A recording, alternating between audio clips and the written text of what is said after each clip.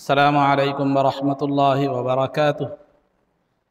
अल्हम्दुलिल्लाहि रब्बिल आलमीन वस्सलातु वस्सलामु अला सय्यिदिल अंबियाइ वल मुरसलीन व अला आलिहि व अस्हाबिहि अजमाइन व मन तबिअहुम बि इहसानिन इला यौमिद्दीन।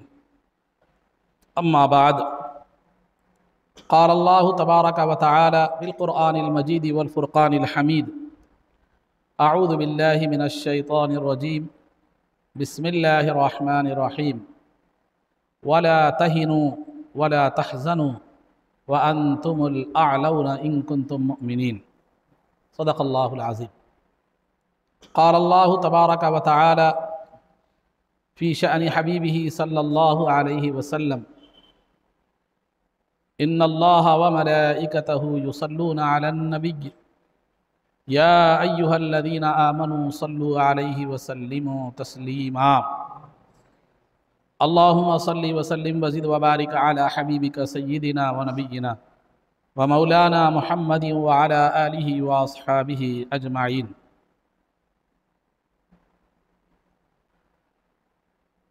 अज़ीज़ान मोहतरम, यूँ तो दुनिया में बहुत सी कौमें आबाद हैं जो मुख्तलिफ़ मज़ाहिब और मुख्तलिफ़ अदियान और मुख्तलिफ़ अक़ायद के मानने वाले हैं, लेकिन तमाम दीनों में और तमाम मज़ाहिब में और तमाम अक़ायद में अल्लाह रब्बुल इज़्ज़त के पास अगर सबसे पसंदीदा और सबसे जो है ना मकबूल अगर दीन है तो वो है दीन इस्लाम। और अल्लाह रब्बुल इज़्ज़त के पास सबसे पसंदीदा और मकबूल कोई कौम है तो वो उम्मत मुस्लिमा है। एक पसंदीदा कौम होने के बावजूद, एक पसंदीदा दीन की हामिल होने के बावजूद आज उम्मत मुस्लिमा मुख्तलिफ़ परेशानियों का शिकार है। न इनकी जान व माल की कोई अहमियत है, न इनके हुकूक़ की कोई अहमियत है, बल्कि दुनिया इनके वजूद को भी देखना पसंद नहीं कर रही है और इनकी सुर्ख रूई को भी जो है ना दुनिया बर्दाश्त करने के लिए तैयार नहीं है। तो आज उम्मत मुस्लिमा इन्हितात और ज़वाल और मज़लूमियत का जो है ना शिकार है। तो इसकी वजह क्या है कि एक मुसलमान कौम जो दुनिया का सबसे बेहतरीन दीन रखती है और जो दुनिया का सबसे बेहतरीन निज़ाम हयात रखती है, जो दुनिया की सबसे बेहतरीन तारीख़ रखती है, जो दुनिया की जो है ना दुनिया पर बादशाहत करने वाली हुकूमत थी, कौम थी, आज वो इस पस्ती का शिकार क्यों है, इस ज़वाल का शिकार क्यों है और दुनिया में इतनी नापसंदीदा और मबगूज़ कौम कैसे बन गई है। तो अज़ीज़ान मोहतरम, दानिशवरान कौम ने इसके बहुत से असबाब बतलाए हैं, इसकी बहुत सी वजूहात बतलाई है। बाज़ लोगों ने कहा है कि मुसलमानों में इल्म की कमी है जिसकी वजह से जो है वो ज़वाल और इन्हितात का शिकार है। जैसे सच्चर कमेटी वगैरह का भी हवाला दिया जाता है। बाज़ हज़रात का ये ख़्याल है कि मुसलमानों के ज़वाल के असबाब में से उनकी अखलाक़ी गिरावट है, यानी मुसलमान अखलाक़ी तौर पर इस कदर गिर गए हैं कि उस अखलाक़ी गिरावट की वजह से दुनिया की नज़रों में उनका कोई मुकाम नहीं है और तरक्की के बजाय जो है ज़वाल उनका मुक़द्दर बन चुका है। और बाज़ लोगों का ख़्याल ये है कि मुसलमानों की माशी हालत, माली हालत उतनी मज़बूत नहीं है जिसकी वजह से वो दुनिया में ज़वाल का शिकार है। बाज़ लोगों का जो है ना ये भी कहना है कि मुसलमानों में सियासी हिस्सेदारी नहीं है, सियासी मैदान में मुसलमान कोई मज़बूत नहीं है, इसी वजह से जो है ना ये मुसलमानों का ये चीज़ ज़वाल का सबब है। जब हम गौर करेंगे तो बज़ाहिर ये तमाम चीज़ें सही मालूम होती हैं और एक हद तक सही भी है कि इल्मी ज़वाल, अखलाक़ी ज़वाल, माशी ज़वाल, सियासी ज़वाल, ये चीज़ें सही है, अब एक हद तक आपको सही भी नज़र आएंगी। लेकिन इन जिस्मों की हैसियत, इन तमाम चीज़ों की हैसियत एक जिस्म की है, लेकिन रूह कोई और चीज़ है। रूह कोई और चीज़ है। ये सब तमाम चीज़ें ये मादी चीज़ें हैं, लेकिन उसकी रूह भी कोई और चीज़ है, जिसकी वजह से मुसलमान क्या है, ज़वाल का शिकार है।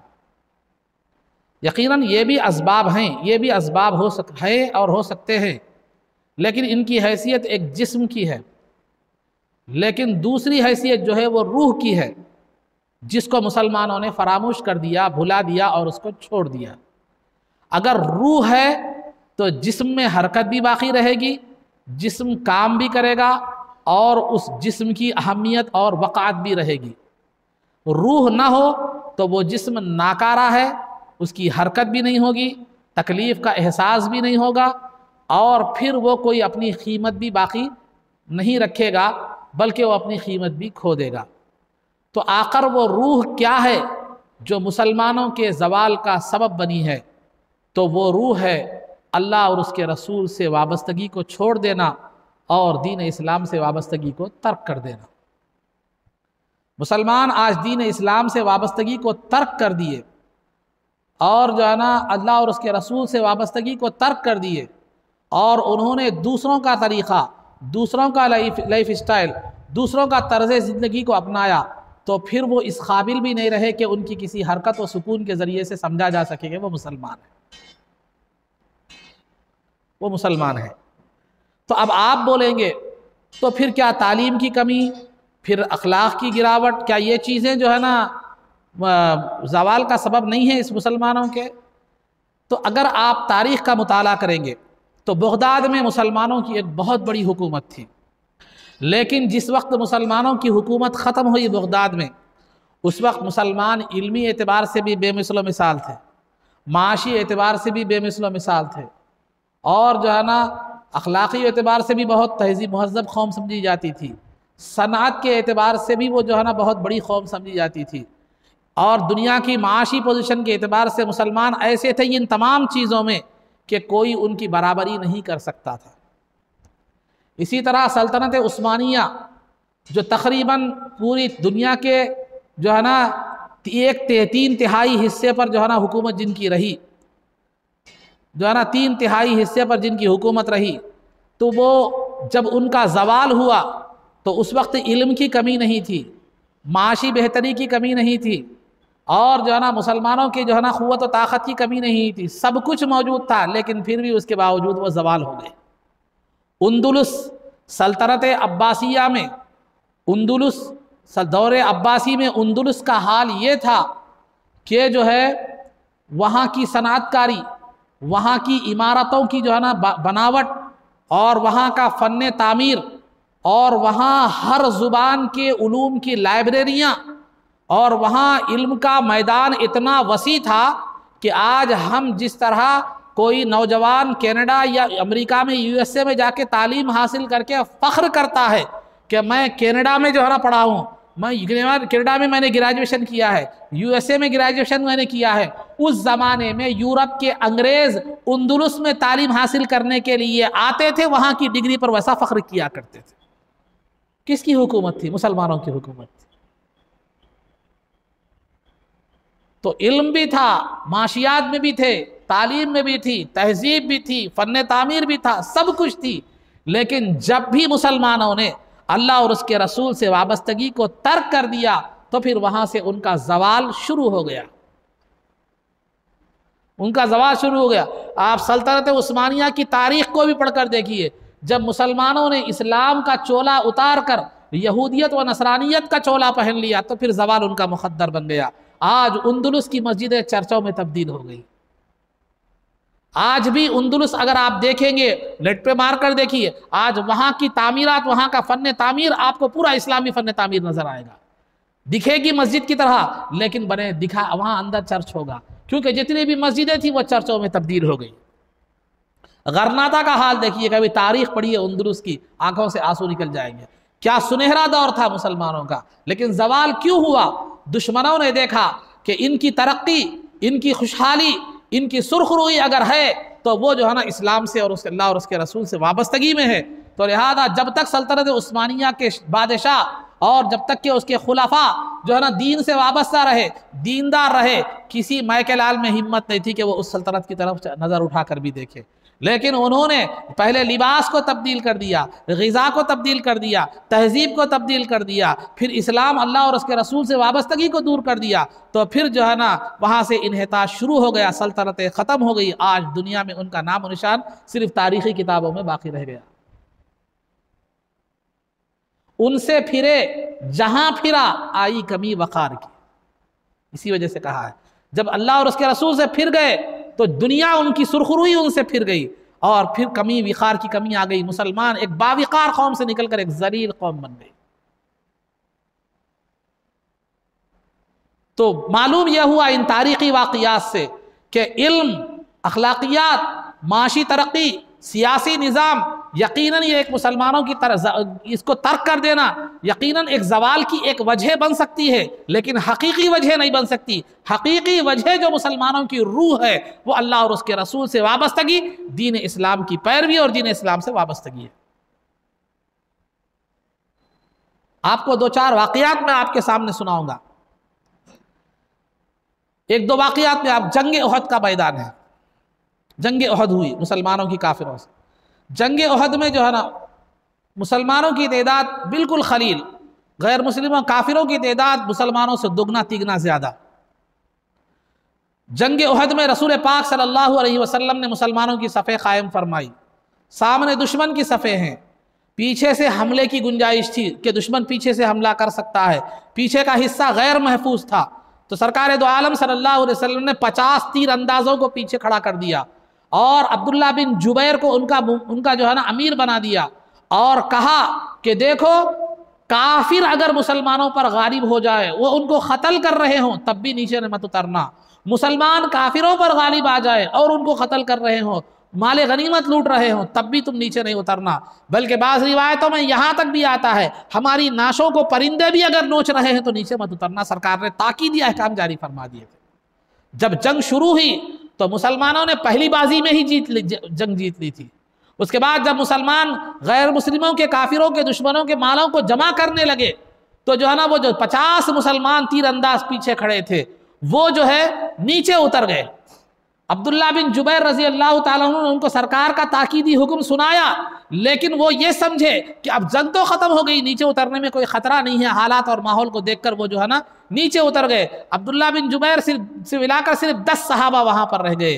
तो पीछे से दुश्मन ने देखा खालिद बिन वलीद रजी अल्लाह ताला अन्हु जो एक बहुत बड़े जंगजू माहिर थे, बड़े बड़े आगे इस्लाम के बहुत बड़े जनरल साबित हुए, वो उस वक्त ईमान नहीं लाए थे, काफिरों के लश्कर की कमांडिंग कर रहे थे, पीछे से उन्होंने हमला कर दिया। तो जो मुसलमानों को फतहयाबी नसीब हुई थी वो शिकस्त में तब्दील हो गई। कई सहाबा शहीद हो गए, सरकार दो आलम सल्लल्लाहु अलैहि वसल्लम का चेहरा मुबारक भी जख्मी हो गया और ये अफवाह भी उड़ गई कि जो है ना सरकार दो आलम सल्लल्लाहु अलैहि वसल्लम शहीद हो गए। तो मुसलमानों का शीराज़ा बिखर गया। ये एक वाक़िया। जंगे तबूक का मौका है, जंगे तबूक का मौका है और गर्मा का सख्त मौसम है। अरब की गर्मी आप देखे हैं 43, 50, 45, 46 तक चले जाती है, 53, 54, 56 तक भी चले जाती है। बस औकात बहुत ज़्यादा बढ़ जाती है। लोग काम करने वालों का बयान है कि वहाँ पर जो अरब में आज भी काम करते हैं गर्मा में बस औकात चकरा कर गिर जाते हैं धूप में काम करने वाले। तो वहाँ की गर्मी का वो हालम है कि बाद में कपड़े निचोड़ो तो पसीने में पानी की तरह कपड़ों से पसीना निकलता है। तो वो अरब की गर्मी थी, सख्त गर्मा का मौसम था। मुसलमानों की हालत, माली हालत बहुत ज़्यादा ख़राब थी, क़हत पड़ा हुआ था, मुसलमानों को खाने के लिए खाना नहीं था और धूप का आलम यह था कि बाहर कदम रखना तबीयत नहीं चाहती थी।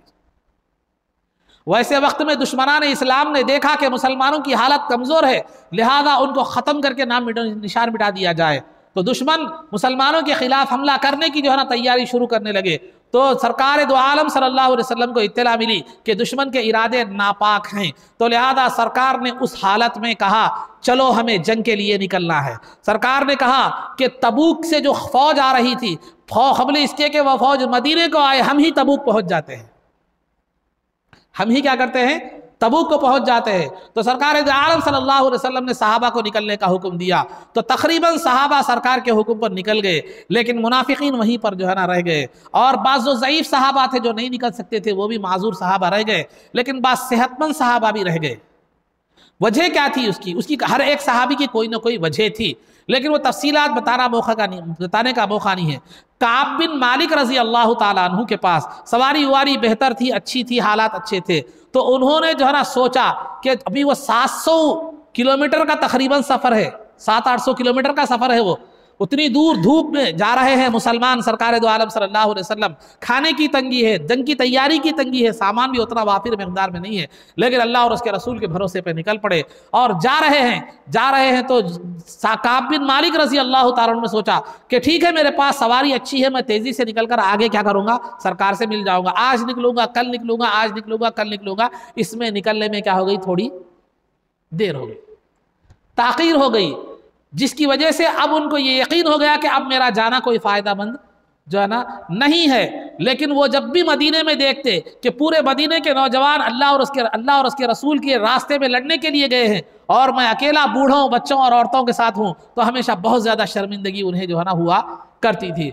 बहरहाल सरकार जंग से वापस आ गए, जंग तबूक में गए, मुसलमानों ने किले का घेराव किया, काफिरों ने जब सुबह को किला खोलते ही देखा कि मुसलमानों की फौज जो है ना मौजूद है, तो लिहाजा परेशान हो गए, सुलह हो गई। बहरहाल जो भी हुआ वो एक अलग तारीखी हैसियत है।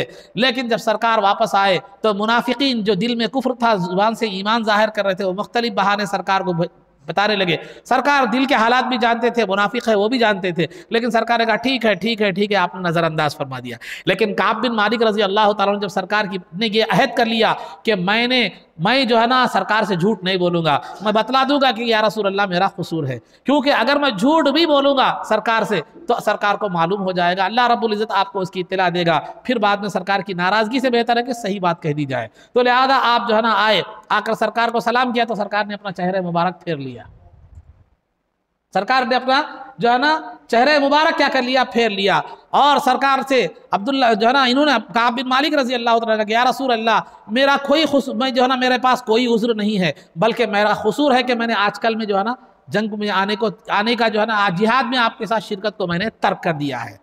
तो सरकार दो आलम सल्लल्लाहु अलैहि वसल्लम ने तमाम सहाबा को हुक्म दिया कि कोई इनसे गुफ्तगू ना करे जब तक कि अल्लाह का हुक्म ना आ जाए।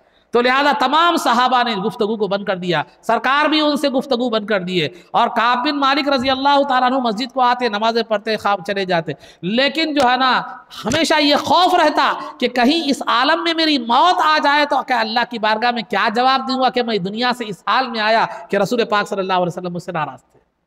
ये फिक्र थी, बराबर ये सिलसिला जारी रहा। 50 दिन के बाद अल्लाह ने तौबा कबूल की और सरकार ने तौबा का ऐलान फरमाया। ये दूसरा वाक़िया है, ये दूसरा वाक़िया है। तीसरा वाक़िया जंग हुनैन का। फतेह मक्का के बाद जंग हुनैन हुई शव्वाल 8 हिजरी में। तो जंग हुनैन में मुसलमानों की तादाद हमेशा तो गैरों की तादाद, दुश्मनान इस्लाम की तादाद मुसलमानों से तिगनी चौगनी ज़्यादा, दुगनी तो कम अज़ कम होती थी, तो ये बहुत ज़्यादा जो है ना तिगनी चौगनी हुआ करती थी। लेकिन इस जंग में मुसलमानों की तादाद थोड़ी ज़्यादा थी, थोड़ा 12,000 थी। तो बाज़ सहाबा के जुबान से ये अल्फाज निकल भी गए, बाज़ सहाबा ने ये समझा कि जो है ना आज हम तादाद की खिल्लत की वजह से जंग नहीं हारेंगे। ज़रा तादाद पर क्या हो गया भरोसा, ताकत पर क्या हो गया भरोसा हो गया। तो उसके बाद हुआ क्या, जब सुबह सुबह अंधेरे में मुसलमान जब जो है ना हुनैन के मुकाम में दाखिल हुए तो एक घाटी से गुजर रहे थे। तो वो लोगों ने, काफिरों ने पहले से तैयारी कर रखी थी कि जो है ना बड़े माहिर तीरंदाज उनके पास थे। उन्होंने जो है ना वो दुर्रे और घाटी पर पूरा जो है ना एक प्लान बनाया हुआ था। मुसलमान जब गुजरे उसमें से, वो तंग रास्ते में से, तो 20,000 लोगों ने, लश्कर ने उनका मिलकर मुसलमानों पर हमला कर दिया और मुसलमान परेशान हो गए, बिखर गए। इनका शीराजा क्या हो गया, मुंतशिर हो गया। बाद में मुसलमानों को फतह याबी हुई, एक अलग बात है, लेकिन शुरू में परेशानी हुई। तो इन 3 वाक़िया से क्या मालूम होता है, जब भी सहाबा ने जंगे उहद में सहाबा से लग़्ज़िश ये हुई कि सरकार के हुक्म को जो है ना उन्होंने क्या कर दिया, ये समझ कर के हालात बेहतर हो गए, जानबूझकर तो सहाबा से ये तसव्वुर नहीं किया जा सकता, लेकिन एक तकाज़े बशरी के मुताबिक जहन देखे कि हो गया है काम, लेकिन वो सरकार के उस ताकीदी इरशाद को उन्होंने तर्क कर दिया, तो नतीजा क्या निकला, शिकस्त की सूरत में निकला। और काब बिन मालिक ने असबाब पर भरोसा किया तो नतीजा अल्लाह के रसूल की नाराजगी से निकला। और जो है ना वहां तेदाद पर भरोसा किया मुसलमानों ने तो जंगे उहद में परेशानी हुई। तो अजीज़ान मोहतरम, तो मुसलमान सहाबा ने जब कभी भी अल्लाह और उसके रसूल की वाबस्तगी के अलावा कभी तेदाद पर, कभी तैयारी पर, कभी जो है ना किसी और चीज पर भरोसा किया तो बहरहाल उन्हें शिकस्त का और आजमाइश का सामना करना पड़ा। लेकिन वही दूसरी तरफ अगर आप देखेंगे, जंगे बदर में सिर्फ 313 मुसलमान थे जो अल्लाह और उसके रसूल पर कामिल यकीन रखने वाले थे, शहादत का जज्बा लिए हुए थे, लेकिन उनकी जिनके पास सवारियों की तादाद भी कम थी कि एक एक सवारी पर 3-3 लोग सवार थे, हथियार भी मौजूद नहीं थे वाफिर मिकदार में, लेकिन अल्लाह रब्बुल इज्जत ने जंगे बदर में मुसलमानों को जो है ना कामयाबी अता फरमाई और 313 मुसलमानों ने 1000 के लश्कर को शिकस्त दिया। 70 सरगने जो काफिरों के थे, जो इस्लाम के दुश्मन थे, प्लान बनाते थे, वो खत्म कर दिए गए, 70 जो है ना कैद होकर आ गए। वैसे ही जंगे हुनैन है, जंगे खंदक जिसको जंगे अहज़ाब भी कहा जाता है, मदीने के अतराफ खंदक खोदी गई थी। खंदक के उस पार जो है ना दुनिया के तमाम कौमों के दुश्मन काफिर यहूद और नसारा सब कुछ मौजूद थे, इधर मुसलमान थे, फिर मुसलमानों में भी मुनाफिकीन मौजूद थे, लेकिन उस जंग में भी अल्लाह रब्बुल इज्जत ने मुसलमानों की मदद फरमाई, फतहयाबी नसीब हुई। ये क्यों था? इसलिए कि उन्होंने असबाब पर भरोसा नहीं किया, उन्होंने जो है ना तेदाद पर भरोसा नहीं किया, अल्लाह और उसके रसूल से वाबस्तगी को मजबूती से कायम रखा, तो अल्लाह ने सुरखरुई अता फरमाई। इसी तरह कई कौमें, कई जंगे, इस्लाम की तमाम जंगों का भी यही हाल है। तो अजीज़ान मोहतरम, तो बतलाना यह मकसूद है, तेदाद की कसरत, तैयारी की कसरत, माल की कसरत या किसी और की कसरत जो है ना, ये दुनिया में इंसान को तरक्की और सुरखरू नहीं कर सकती, बल्कि अगर तरक्की और सुरखरू करना होना है दुनिया में तो फिर हमें अल्लाह और उसके रसूल से वाबस्तगी जरूरी है। सरकार दो आलम सल्लल्लाहु अलैहि वसल्लम की हदीस से सरकार ने फरमाया कि क़ियामत के करीब एक दौर ऐसा आएगा कि दुनिया की तमाम कौमें मुसलमानों पर हमला करने के लिए एक दूसरे को दावत देगी, और वह मुसलमानों पर ऐसे हमला करेगी जैसे भेड़िए भूखे दस्तरखान पर हमला करते हैं। भेड़िए भूखे दस्तरखान पर हमला करते हैं, भूखे भेड़िए दस्तरखान पर क्या करते हैं? हमला करते हैं। तो किसी सहाबी ने पूछा कि या रसूल अल्लाह, क्या उस वक्त मुसलमानों की तादाद कम होगी? तो सरकार ने फरमाया नहीं, मुसलमानों की तादाद बहुत ज़्यादा होगी, लेकिन अल्लाह रब्बुल इज़्ज़त वो दो चीज़ें होगी जो मुसलमानों की जो है ना हार का और जो है ना शिकस्त का सबब बनेगी। वो एक चीज़ तो ये होगी कि दुश्मन के दिल से उसका खौफ ख़त्म हो जाएगा, मुसलमानों का खौफ दुश्मन के दिल से निकल जाएगा, और दूसरा मुसलमानों में वहन की बीमारी पैदा होगी। वो वहन क्या है? साहबी ने पूछा या रसूलल्लाह, वहन किसको कहते हैं? वहन ये है कि मुसलमानों में दुनिया की मोहब्बत आ जाएगी और मौत का खौफ आ जाएगा। दुनिया की मोहब्बत और मौत का खौफ आ जाएगा। जब तक मुसलमानों में दुनिया की मोहब्बत न रही, मौत का खौफ न रहा, उस वक्त तक मुसलमान दुनिया पर गालिब हो गए। जब मौत की मोहब्बत खत्म हो गई, दुनिया की मोहब्बत जगह ले ली और मौत का खौफ आ गया, तो फिर जो है ना मुसलमान जवाल का शिकार हो गए। और ये दुनिया की मोहब्बत और मौत का खौफ किस लिए आ गया? इस्लाम से वाबस्तगी की, इस्लाम से दूरी और जो है ना अल्लाह और उसके रसूल से वाबस्तगी को तर्क करने की वजह से आ गया।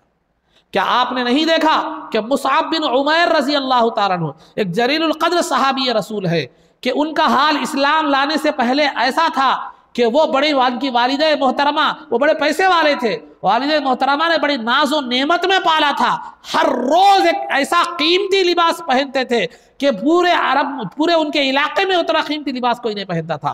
खुद भी हसीन थे और हर रोज नया लिबास पहनते थे, और ऐसा कीमती लिबास कि उनके इलाके में कोई वैसा कीमती लिबास नहीं पहनता था। लेकिन जब सरकार को देखे, इस्लाम लाए, तो मदीने में मुअल्लिम बनाकर भेजे जा रहे हैं। वही मुसअब बिन उमैर जो हर रोज रेशमी लिबास पहनते थे, ऐसा कीमती लिबास पहनते थे कि उनके इलाके में वैसा कीमती लिबास और खूबसूरत लिबास किसी का नहीं होता था। अब जा रहे हैं मुअल्लिम रसूल बनकर, रसूल पाक सल्लल्लाहु अलैहि वसल्लम, सरकार दो आलम सल्लल्लाहु अलैहि वसल्लम की तरफ से जो है ना मुअल्लिम बनकर जा रहे हैं, मुबल्लिग बनकर जा रहे हैं। तो हाल ये है कि जिस्म पर टाट या कंबल का जो है ना लिबास है और बटन के तौर पर कांटे लगाए हुए हैं। जब जंगे उहद में शहीद हो गए तो कफन के लिए एक कपड़ा मुयस्सर हुआ, और वो भी कपड़ा ऐसा था कि सर ढांकते तो पैर खुल जाते थे, पैर ढांकते तो सर खुल जाते थे। आखिर में सर ढांका गया, पैरों पर जो है ना घास रखकर दफन कर दिया गया। सरकार ने उनकी तरफ खिताब करके फरमाया कि तुम अल्लाह की बारगाह में तुम कल सुरखरू होकर कामयाब होकर लौटोगे, और उस जाते कुदरत की कसम जिसके दस्ते कुदरत में मेरी जान है, तुमको मोमिनीन में से तुम्हें जो भी सलाम भेजेगा क़यामत तक तुम उनके सलाम को सुनते रहोगे। तो अजीज़ान मोहतरम, तो जिन्होंने अल्लाह और उसके रसूल से वाबस्तगी को ये किया, ना उनके पास माशी जो है ना एतबार से मजबूती थी, ना माली एतबार से मजबूत थे, ना फौज और ताकत के एतबार से मजबूत थे, लेकिन वो निस्बत खुदाबंदी और निस्बत इस्लाम थी जो दुनिया में उनको हर जो है ना मौके पर, हर लम्हे पर जो है ना कामयाब बनाता रहा। लेकिन आज हमने इस्लाम और अल्लाह और उसके रसूल से वाबस्तगी को तर्क कर दिया। हमारी बहनें, हमारी बच्चियाँ आवारा गर्दी का शिकार हो गई, हमारी बच्चियाँ बेहयाई का शिकार हो गई, हमारे नौजवान आवारा गर्दी का शिकार हो गए।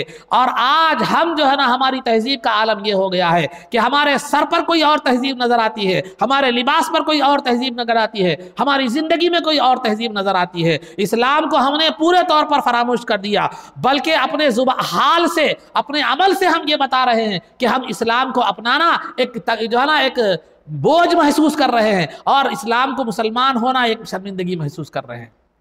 इसका नतीजा क्या है? क्यों ऐसा हो रहा है? हमारी कौम, हमारे नौजवान क्यों निकल गए?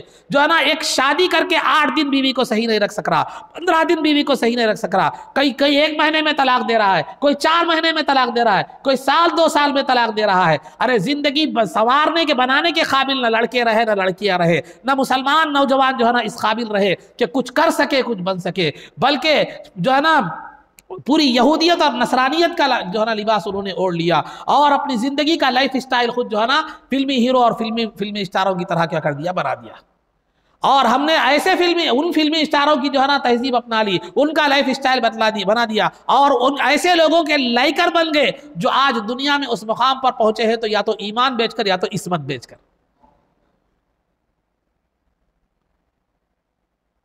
ईमान बेचकर या इस्मत बनकर। लेकिन हमने रसूल पाक सल्लल्लाहु अलैहि वसल्लम की उस जात की सीरत को फरामोश कर दिया जिनकी जात के ताल्लुक से खून के प्यासे भी कहते थे कि इन्नहु लसादिकुन अमीन, कि यकीन वो सच्चे अमानतदार है। उतनी पाकीज़ा सीरत को, उतनी पाकीज़ा जो है ना जिंदगी को, और सरकार के उतने पाकीज़ा पयाम को हमने तर्क कर दिया, और दीन इस्लाम को तर्क कर दिया। इतनी कीमती चीज़, इतना बेहतरीन निज़ाम हयात हमारे पास मौजूद है, लेकिन जो है ना हम जो है ना भिखारी के भिखारी रह गए। क्यों? इसलिए कि हमने, शैतान ने हमको दुनिया की तहजीब, दुश्मनाने इस्लाम की तहजीब का फरेफ्ता बना दिया। दुनिया की कोई कौम आपके दीन को अपनाने तैयार नहीं, आपकी तहजीब को अपनाने तैयार नहीं, आपके अकायद को अपनाने तैयार नहीं। वो जिस हैसियत से भी है, गलत भी है, अपनी जगह मजबूत है, लेकिन एक मुसलमान ही है। सर पर एक की तहजीब है, लिबास में एक की तहजीब है, आमाल मुशरिकाना भी करने पीछे नहीं हट रहा।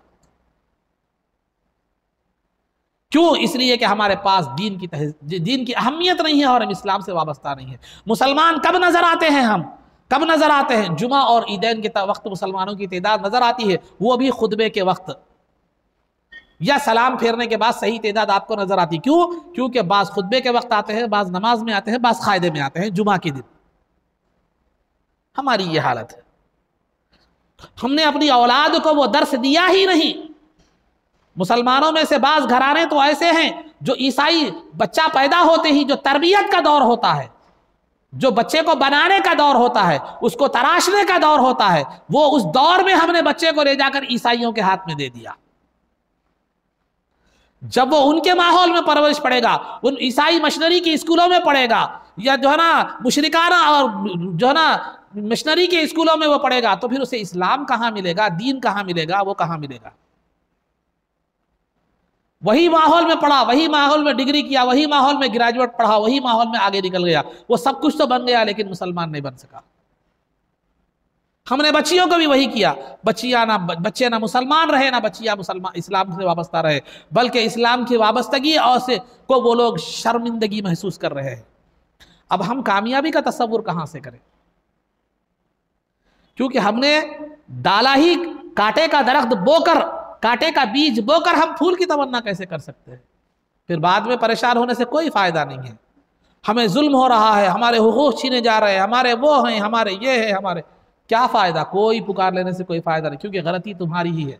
अल्लाह ताला ने फरमाया वला तहिनु वला तहज़नु अंतुमुल आलौना इन कुंतुम मुमिनीन, तुम ही सरबुलंद रहोगे, तुम ही जो है ना साहिब इख्तिदार रहोगे, बशर्ते कि तुम हकीकत में मोमिन बन जाओ। अल्लाह ने फरमाया इन्नल्लाह युदाफिउ अनिल लदीना आमनु, कि अल्लाह ताला मोमिनीन जो हकीकत में मोमिन होते हैं उनसे, उनकी दुश्मन से भी हिफाजत फरमाता है। फिर अल्लाह ने यह वादा फरमाया वअदल्लाहु लदीना आमनु मिनकुम वअमिलुस सालिहात लयस्तखलिफन्नहुम फिल अर्दि कमस्तखलफल लदीना मिन क़ब्लिहिम, कि अल्लाह का ये वादा है उन ईमान वालों से जो अमल सालेह इख्तियार करते हैं, इस्लामी ज़िंदगी बसर करते हैं, तो उनको दुनिया में इख्तिदार अता फरमाएगा जैसे कि इससे पहले मुसलमानों को इख्तिदार अता फरमाया था। क्या उमर फारूक रजी अल्लाह ताला अन्हु की ज़िंदगी हमारे सामने नहीं है? बैतुल मुक़द्दस को आपने फतह फरमाया, दुनिया के एक बहुत बड़े हिस्से पर आप जो है ना आपकी हुकूमत थी, लेकिन जब कोई लोग जाते आपसे मुलाकात करने के लिए जाते तो मस्जिद में क्या हाल होता?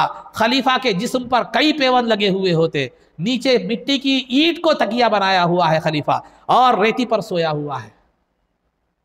दुनिया वाले देखकर ये सोचने पर मजबूर होते क्या कोई दुनिया की इतनी बड़ी हुकूमत करने वाला खलीफा भी जो है ना ये ऐसा हो सकता है? लेकिन जब खरीद जाते तो चेहरे मुबारक को देखकर जो है ना वो रोब से जो है ना चेहरे मुबारक को आंख भर कर नहीं देख सकते थे। जब बैतुल मुक़द्दस फतह हुआ, उमर फारूक रजी अल्लाह ताला अन्हु वहां के हालात का जायजा लेने के लिए जब जा रहे थे तो वहां मुसलमान जो मुसलमान वहां से बैतुल मुक़द्दस से बाहर आए, बाहर आकर उमर फारूक रजी अल्लाह ताला अन्हु से मुलाकात की। मुलाकात करके कहा कि आप जिस कौम के पास जा रहे हैं वो बड़ी उम्दा लिबास पहनती है और अच्छी तहजीब याफ्ता कौम, बड़ी उम्दा कपड़े पहनने वाली कौम है, लिहाजा आप भी कुछ अच्छे लिबास पहन कर जाइए। तो आपने क्या फरमाया कि हमारी शान, हमारी इज्जत, हमारी आबरू लिबास से नहीं बल्कि दीन इस्लाम से। क्या ये हमारी सोच है? वो मुसलमान थे जो दुनिया पर उन्होंने हुकूमत की, दुनिया को तहजीब की तालीम दी, दुनिया को बताया कि तहजीब क्या है, तमद्दुन क्या है, दुनिया को बताया कि अमन क्या है, दुनिया को बताया कि कौमें सुरखरू किस तरह होती है, दुनिया को बताया कि अदल व इंसाफ किसको कहते हैं, दुनिया को बताया कि फौजी निज़ाम किसको कहते हैं, दुनिया को बताया कि बादशाहत किसको कहते हैं। तो अज़ीज़ान मोहतरम, आज हमें समझने की ज़रूरत है, अगर हम ना समझेंगे तो हालात और बदतर से बदतर होते चले जाएंगे। हमें अपनी औलाद को, नौजवानों को संभलने की ज़रूरत है। क्या कोई दाढ़ी वाला डॉक्टर नहीं बन सकता?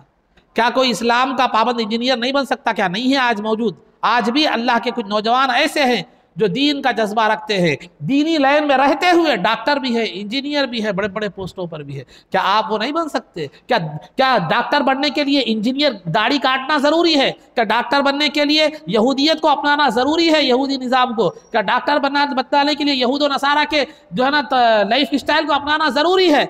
ऐसा कुछ भी ज़रूरी नहीं है। अगर वैसा है तो फिर वो जो है ना जो ऐसे लोग जो यहूद और नसारा के लाइफ स्टाइल को अपना कर भी डॉक्टर नहीं बन सके उनको क्या कहते हैं? इंजीनियर ना बन सके उनको क्या कहेंगे? दुनिया में तरक्की ना कर सके उनके बारे में क्या कहेंगे? फिर उन लोगों के बारे में क्या कहेंगे जो इस्लाम को थामते हुए डॉक्टर भी है, इंजीनियर भी है, साइंसदान भी है, बड़े से बड़े ओहदों पर दुनिया में मौजूद है।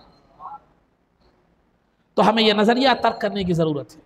हमें अपनी शनाख्त बताने की ज़रूरत है। हमारी शनाख्त है, हमारी शान है, हमारी इज्जत है अल्लाह और उसके रसूल और दीन इस्लाम से वाबस्तगी।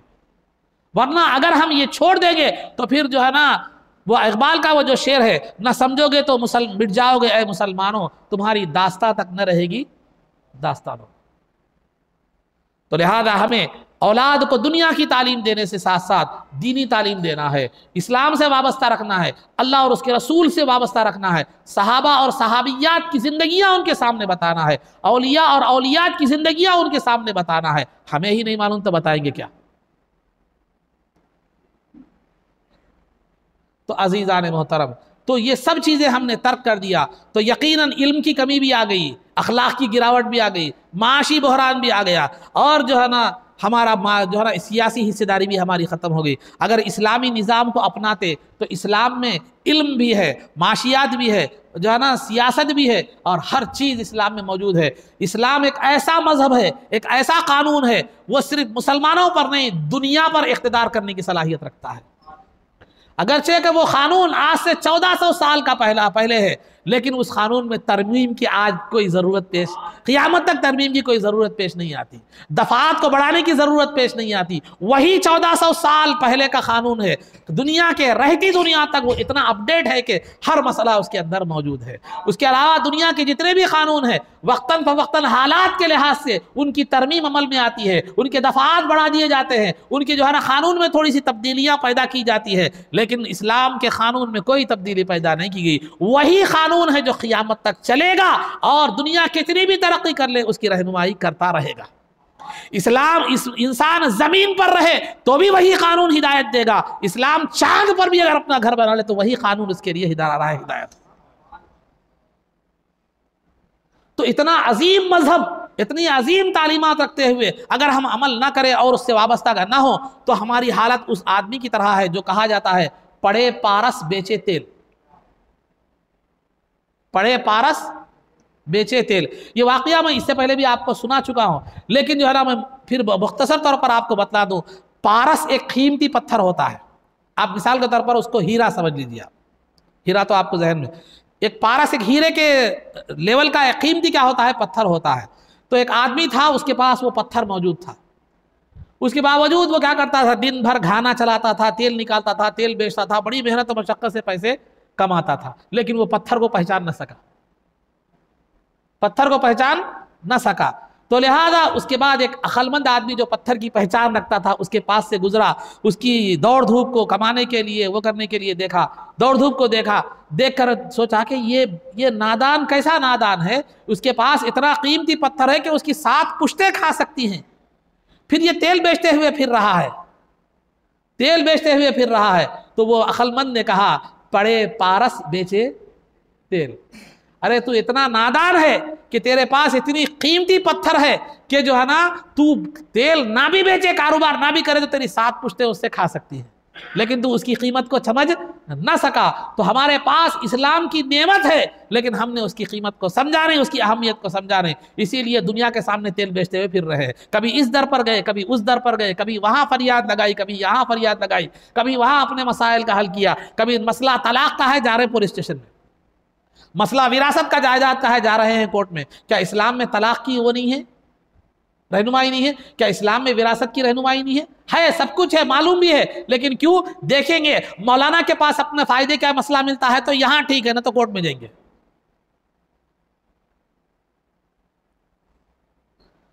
कोर्ट में जाएंगे, मौलाना अगर मर्जी के मुताबिक फतवा देते हैं लिहाजा ठीक है, नहीं मिला तो कोर्ट में चले जाओ। आज आम तौर पर हमारे पास जो है ना विरासत के मामले में जो है ना बहनों को महरूम कर दिया जाता है और ये कहा जाता है हमने शादी कर दी, बहुत पैसा खर्चा कर दिया, हमने तुझ पर बहुत पैसा खर्चा कर दिया, लिहाजा तेरे लिए कोई विरासत नहीं है। आम तौर पर ये हमारे पास आम आदत बन चुकी है, बहनों को विरासत से महरूम कर दिया जाता है। ये बहुत बड़ा जुल्म है।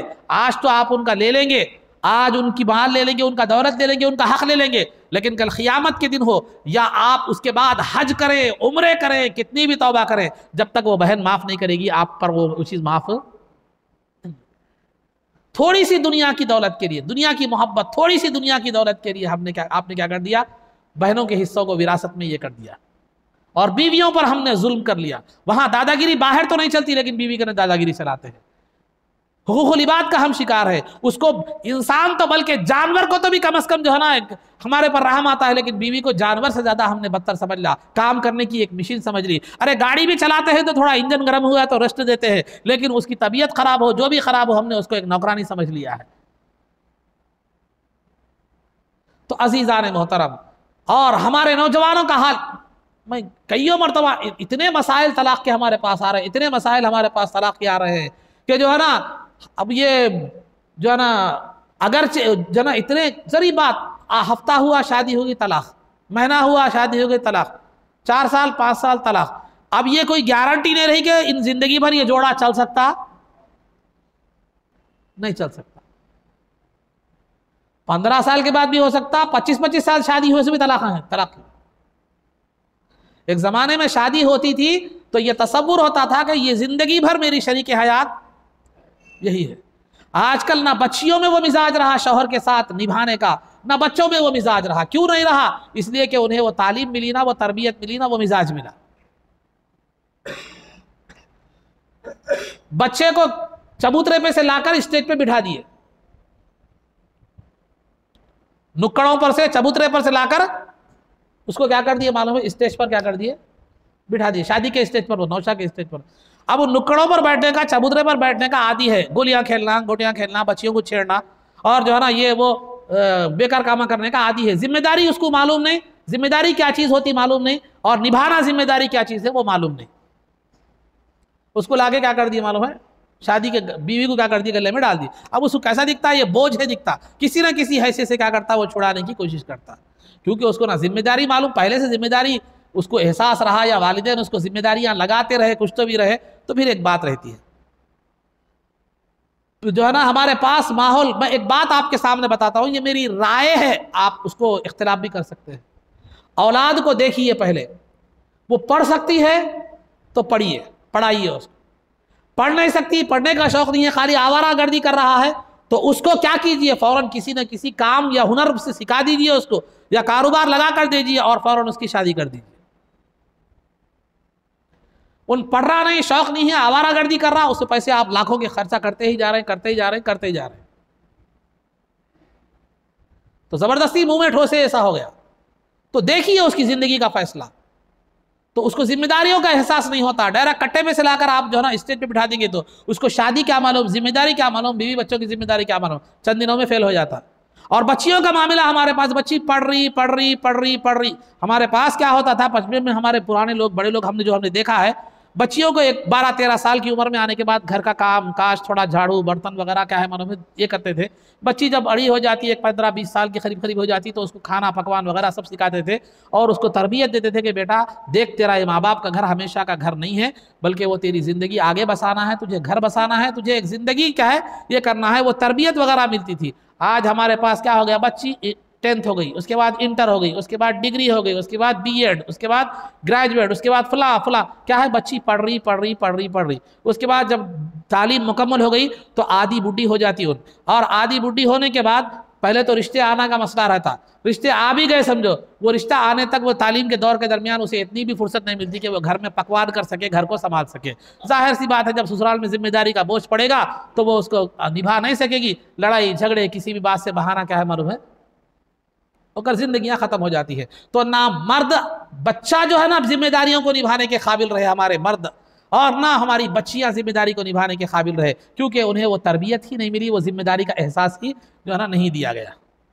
उस पर बसा औकात माँ बाप की तरफ से वो आग जो लग रही है उसमें घी डाला जाता है।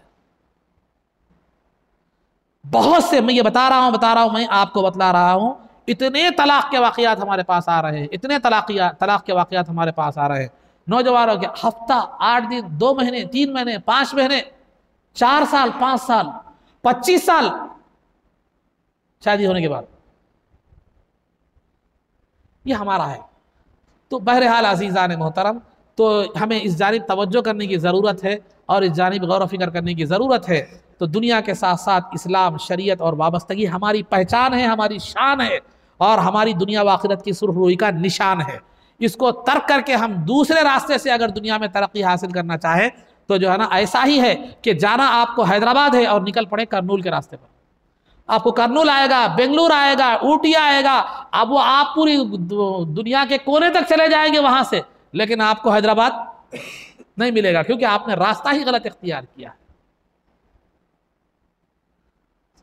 तो अजीज़ान मोहतरम, तो आज खुलासा गुफ्तगू मेरा ये है कि मुसलमानों के जवाल की असबाब की असल रूह जो है वो शरीयत से वाबस्तगी की जो है ना कमी है, अल्लाह और उसके रसूल से वाबस्तगी की कमी है। आज हमें इस बात की तरफ तवज्जो करना है, वरना अगर ऐसे ही गफलत का शिकार रहे तो फिर ज़िंदगी ऐसे ही गुजर जाएगी, लेकिन आखिरत भी कोई आपकी सुरखरू नहीं होगी। दुनिया में भी ऐसे ही निकल जाएंगे, बेहयाई की ज़िंदगी, मजलूमियत की ज़िंदगी, एक जो है ना बुज़दिलों की ज़िंदगी से बुज़दिल बनकर ज़िंदगी गुजर जाएगी। फिर आखिरत तो फिर करे या नहीं, कुछ भी नहीं, तो आखिरत में क्या है।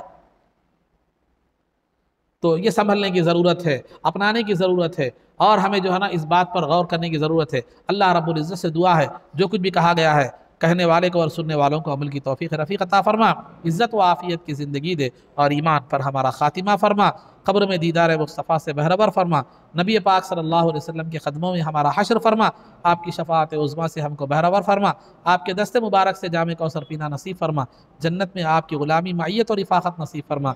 सल्लल्लाहु तआला वसल्लम अला खैरि खल्क़िही सय्यिदिना मुहम्मदिन व आलिहि व सहबिही अजमईन बिरहमतिका या अरहमर राहिमीन वल्हम्दुलिल्लाहि रब्बिल आलमीन।